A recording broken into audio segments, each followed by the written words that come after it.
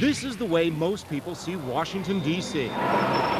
A city of famous monuments and residences, arrayed along wide boulevards that radiate out from the Capitol, up of secret architecture, mysterious symbols, and world-famous avenues designed not for traffic, but for astrology. Pennsylvania Avenue is the equivalent of an ancient Egyptian temple which has been opened up to the sky. Ovason laid out his case in his book, The Secret Architecture of Our Nation's Capital. He took us for a tour a few months ago to show just how our nation's capital is related to the zodiac. Why? Well, he says many of the city's planners were members of the fraternal organization, the Freemasons, and they wanted to orient the layout of Washington to the stars. Most of them were not astrologers in the accepted sense of the word, but they were certainly astronomers, and they were certainly deeply interested in the myth of the stars. And one astrological sign in particular, Virgo, the Virgin. The qualities associated with Virgo are prosperity, energy, kindness, all fitting a young nation experimenting with democracy. The idea that this city would be the center of a new empire, but it would have its temples to the stars, just as the Romans and the Greeks built.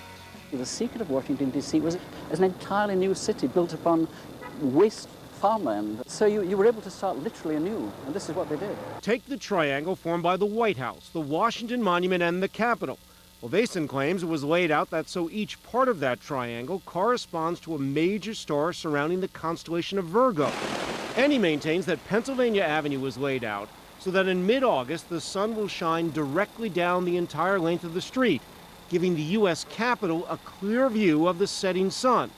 And here's more proof, according to David Ovason. The top of the old post office building on Pennsylvania Avenue is also designed so that mid-August sun will cut right through it, imitating exactly the radiant triangle around the so-called all-seeing eye on the dollar bill, a key Masonic symbol. Other Masonic theorists point out patterns in the way Washington streets are laid out. Connect the major traffic circles, and you can clearly see a 5-pointed star, an important symbol for Freemasons. Near the Capitol, streets form a replica of the square and compass, probably the most familiar Masonic trademark. Well, it's a very grand thought. But it's one that Charles Atherton of the D.C. Fine Arts Commission just doesn't buy. There's nothing wrong with a little mysticism here and there. I just don't agree that that's what drove any kind of practical planning in the city. Instead, Atherton says, when D.C.'s chief architect, Pierre L'Enfant, drew the city plan up in 1791, he was more concerned with the natural flow of the land, not the stars. And at the Washington headquarters of the Freemasons, the organization's grand historian argues there's another good reason not to believe that D.C. is a Masonic creation. L'Enfant was not a Mason. But Ovason, who's a Mason himself, says the secret symbols were just hidden to avoid stirring up anti-Mason feelings. Well, I think that the Masons themselves had this technique of attempting to say things to their followers and to fellow Masons with totally ignoring the populace at large.